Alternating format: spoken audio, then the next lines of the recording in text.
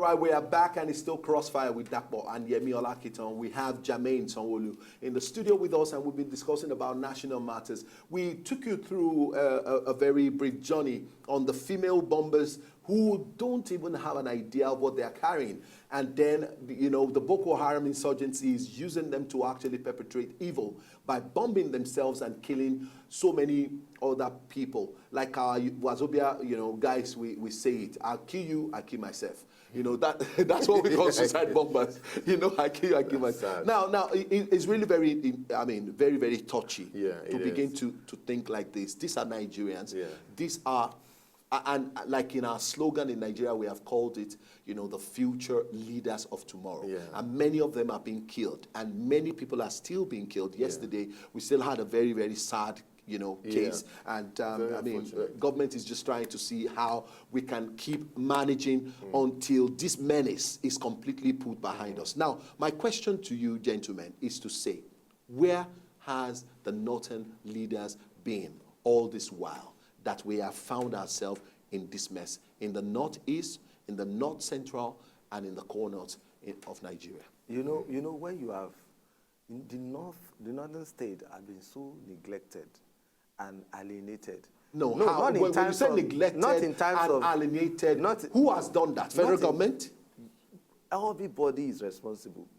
You understand? Okay. Because if a bus has an accident and you start blaming the driver, I mean, you start blaming the bus conductor, you leave the driver alone. You are that is a transversal of justice. Yeah. Look, we know that everybody is responsible, both the northern governors, because every state has its own monthly allocation. What do they do?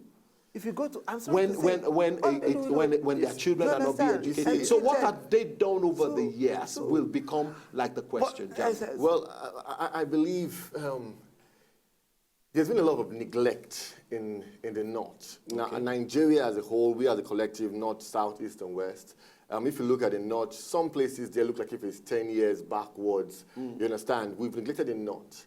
However, the disparity between the rich and the poor in the northern region is so large. You know, it's a big void, and they need to fill it up now with education, with reorientation.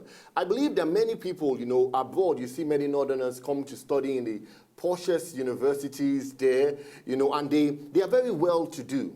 The question now is that they have to now start coming to the local people and seeing it as their responsibility to educate, to train, to develop, and to see that their state, you know, that northern side of Nigeria actually grows. Now, you see many northerners in Dubai, abroad, and all that. But they have to now start saying, okay, this is our own country. This is our own land. Let us develop it. Let's ensure that infrastructural things are being put in place. Let's ensure that the educational system being put in place. I like what Governor El-Rufai is doing in the north. He's transforming everything there.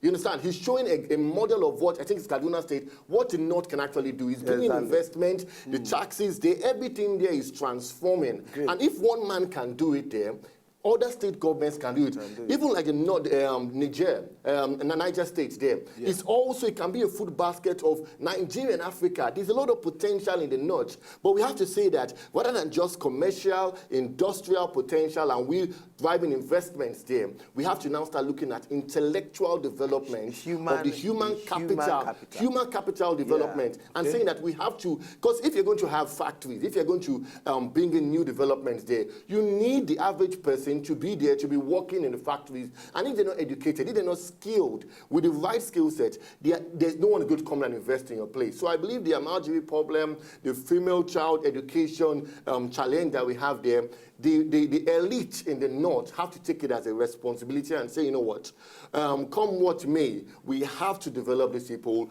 though they are not on our class, but we need to train them in classes to develop their minds. Okay, now another very big challenge is that it is expected or probably documented that we have a lot of youth in the north.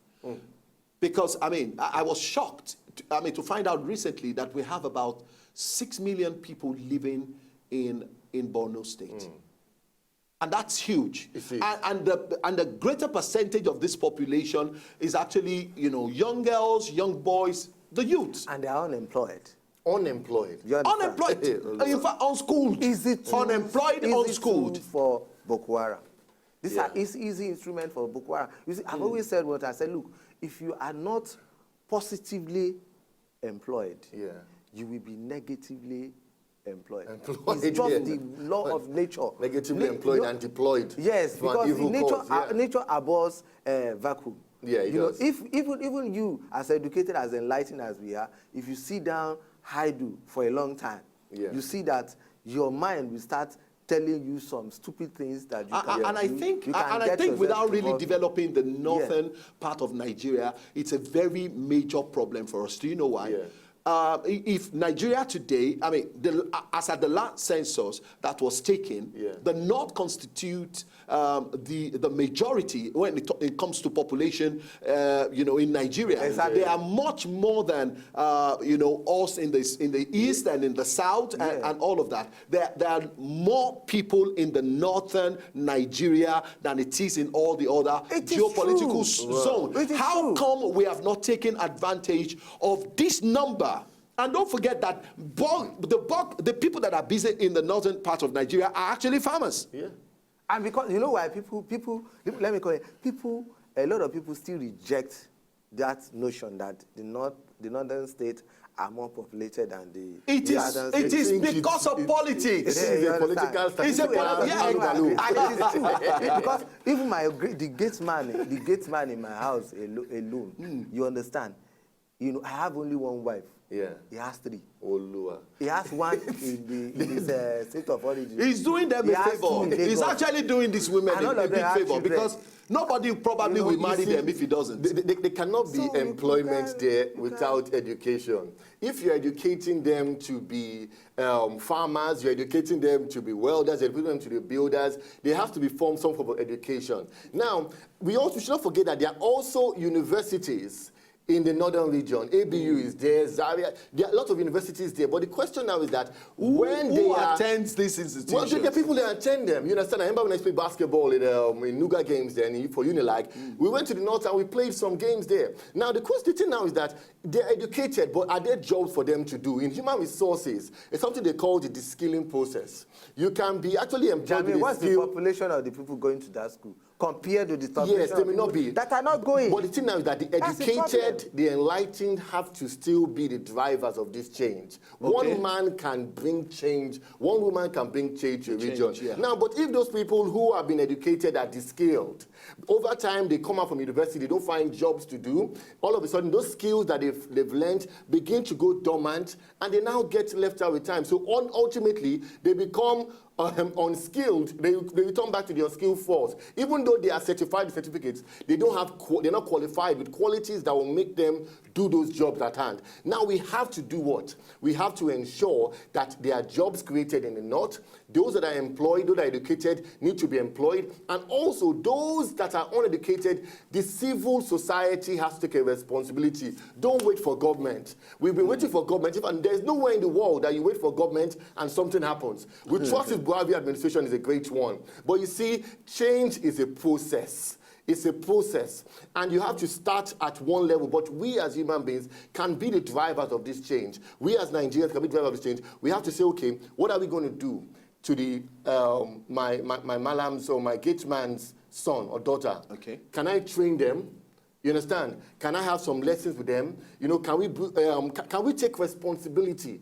Because if these people are not educated, it's going to cause trouble for us. Okay, now my question before we move on is to, records also have it that Nigeria has actually witnessed more head of states or presidents that are from the north. Hey. And yet, it still didn't translate into the development of the north. Could this be a deliberate, is it possible that this is a deliberate effort or a conscious attempt for the northern leaders to make sure that northerners are not educated? You see, when I look at some of the, because this is your question. Let's go with statistics. This question brings me back to the agitation for Biafra. You know, the Igbos, some section of the Igbo keep saying that the East Eastern states are marginalized. There's no development in the East. There's no this, there's no that. When I just look at all these things, come and look at the North. The same problem there. What is happening? How can it? The Igbos are the least that should complain about marginalization. Do you understand? But the people that should complain about marginalization are actually the northern states, part of Nigeria. Because it's not just having good roads that makes for development. The capital, the human capital development is almost zero. Talk to an average Igbo man in Lagos. He's talking about how to make money. He's agile. He's active. He's doing business. Very Before you industrious. talk to an average Hausa man here, you know, the worst. They are in the worst. They do all the manual jobs.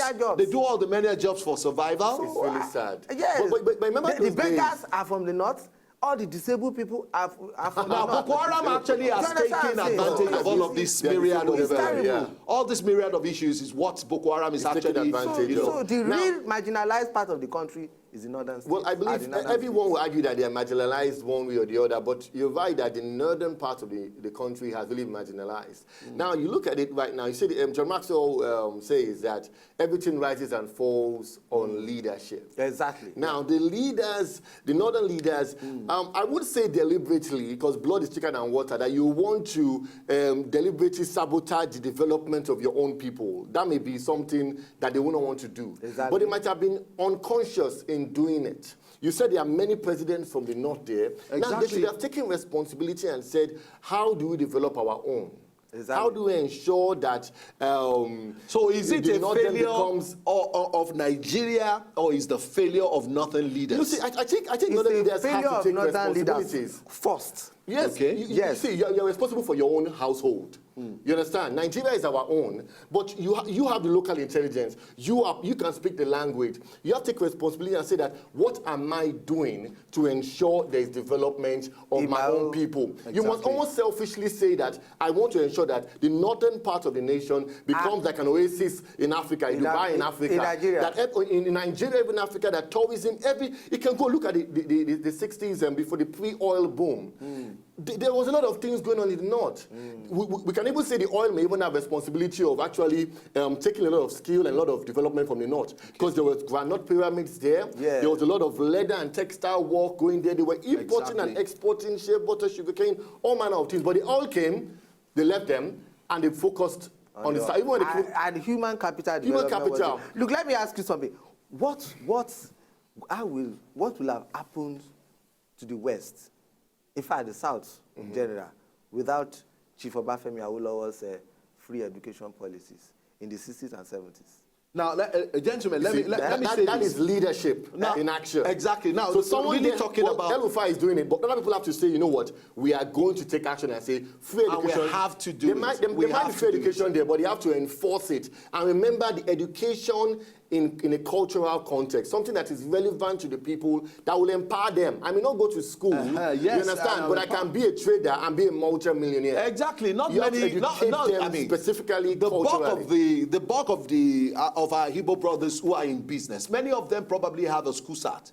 They concentrate on their ability to be able to read and write. Yes. And that launches them into very fantastic businesses. Of course. And they are doing their thing, and they are good. They are good to go. Absolutely. Some of us who probably have spent so many years in school in the Southwest. We're still looking for a job with CV. And you are still printing CVs and going up and down, and you are still not gainfully employed. I told somebody, if I knew that what I will eventually settle down for a career is that I will do IT, I possibly should not go and spend 6 years reading physics in the university.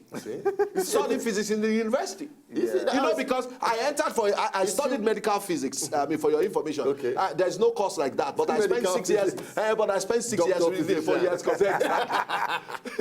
Because, we shut the school down, we reopened after 9 months, we shut the school down again, we reopened after 6 months. From the South, I think that the West should learn from the Igbos. You understand? Yeah, we have a lot to learn. You understand? The Igbos too should learn from us, because what we need to do is to add entrepreneurship to our education. Yeah. Then the Igbos themselves should add a bit of education to that. Yeah. So, and then we create a very balanced nation. And remember I spoke about leadership. And leadership development, you have to talk about mentoring.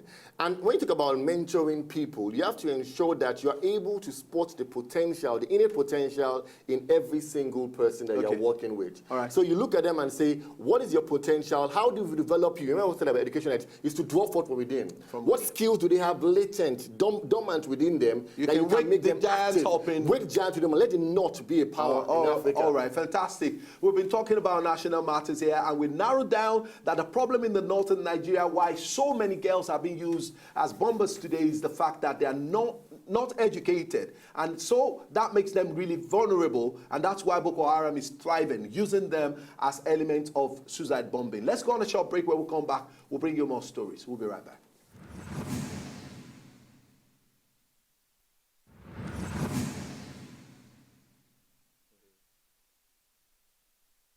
All right, we are back, and it's the last lap of Crossfire today on CoolTV. We have Jermaine Sanwooolu in the studio with us, and we've been talking about national matters. And Jermaine's still very much around here. I mean, we had a very serious, diversion in our discussion today, and it's really, really very insightful.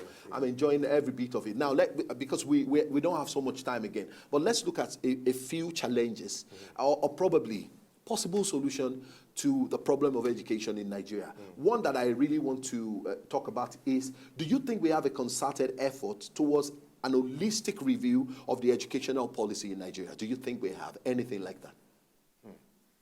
Well, do you think government is actually paying premium to educate Nigerians or a Nigerian child? Jermaine, you want to say something? Well, I believe the government, the present Buhari administration, is actually working towards creating it's a new government. They have not done anything in Nigeria. Yeah. But I'm saying they're working when you see the huge amount of money dedicated, you will know that they probably have a better plan. Exactly. The budget for education, yes. You know, as I said, that for there to be national transformation, then it needs to be built upon the bedrock or foundation of information.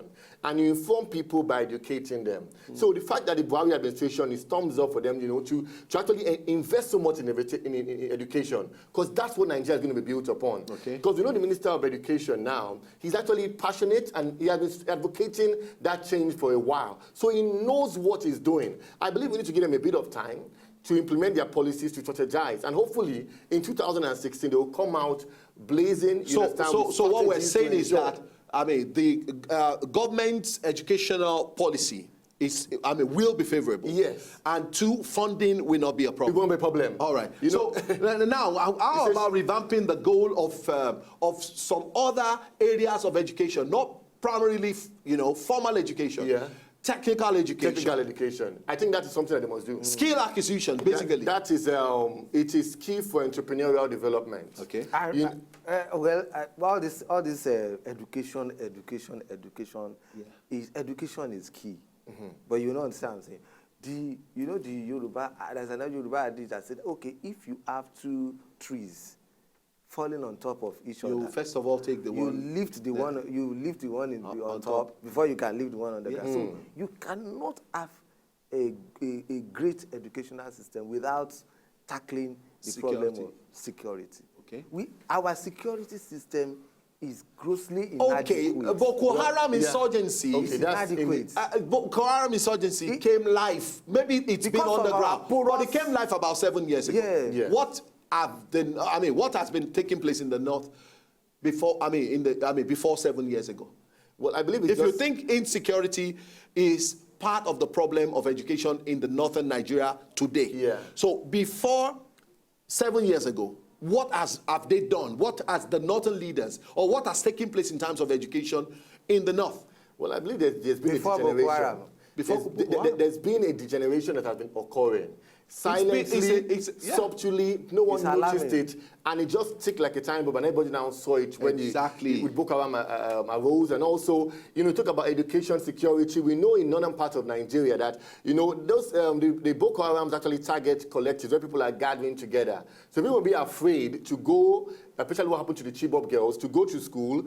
so that in case there's an explosion there. However, talking about holistically in Nigeria, there's a lot of work to be done, even in the south, in the east, in the west, regarding education. Where do we start from? Is it our educational curriculum? Is it going to be focused on just, what's going to be the focus? It's going to be on entrepreneurial development? It's going to be on skill acquisition? Is it going to just be on technical skills too? So we have to look at it, a revamping of the system. And even Nigerians now, unfortunately, we have to go to places like Ghana and South Africa. Exactly. Because they promise a better education. Why even go to China, where we don't speak Chinese or Mandarin, to learn even how to be engineers and doctors and all that. Exactly. So we have to say, you know what? And the thing about this is that it's a money game. You know, I'm based in United Kingdom, and I know how much Nigerians bring on a yearly basis to come and educate themselves there. In the UK. At least you must have, if it's for like a normal master, at least 20,000. They will ask you to put £10,000 in your account, first of all, so you can fund your lifestyle while you are there. You know, and also you must have £10,000 or so for your course itself. Talk less of MBA. Now look at that money.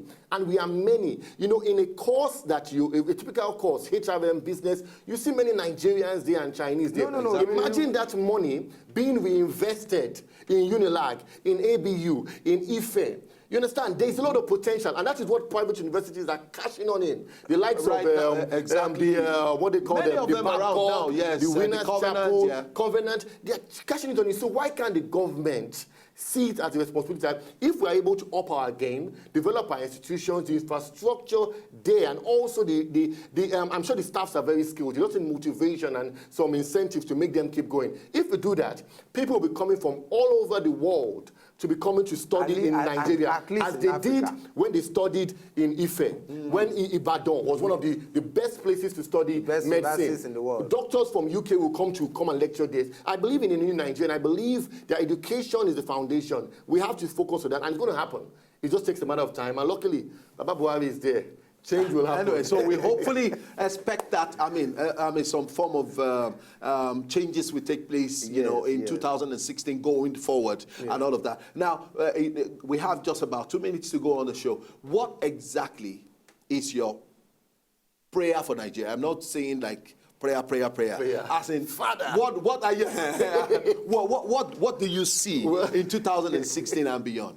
Well, I believe that we will see the emergence of a new Nigeria. Okay. Out of the ashes of corruption and problems and Boko Haram that we've been plagued with.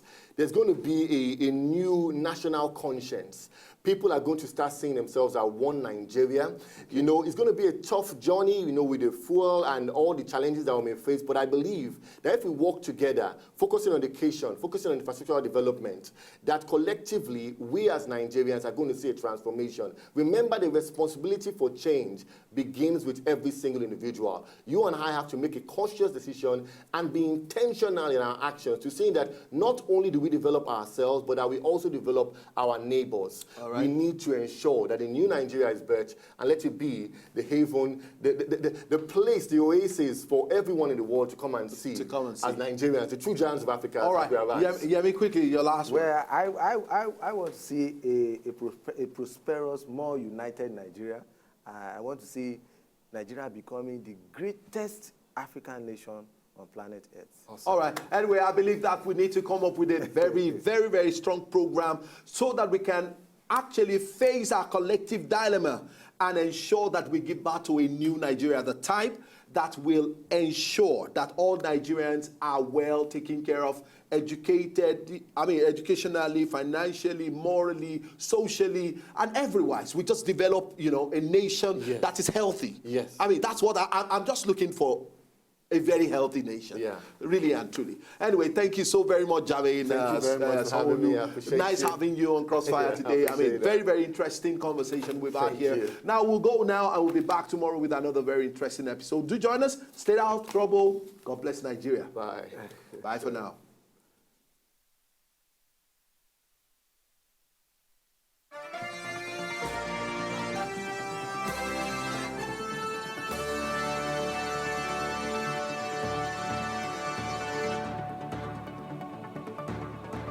So, did you like what you just saw? I know you did. It's very simple. If you want to see more, just subscribe to our channel right now.